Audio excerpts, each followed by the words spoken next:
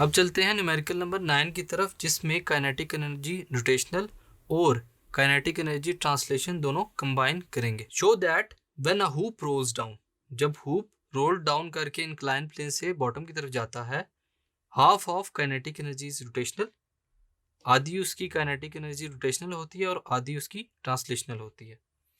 Consider a hoop of mass m is rolling down an inclined plane with a linear velocity v and angular velocity omega.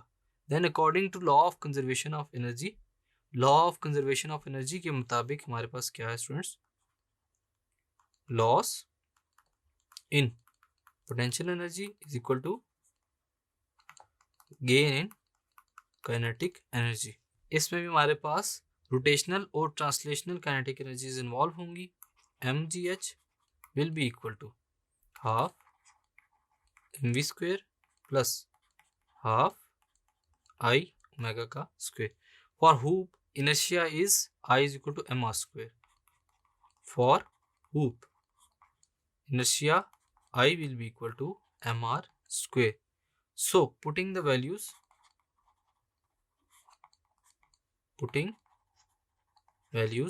we get mgh will be equal to half mv square plus half mr square into omega square.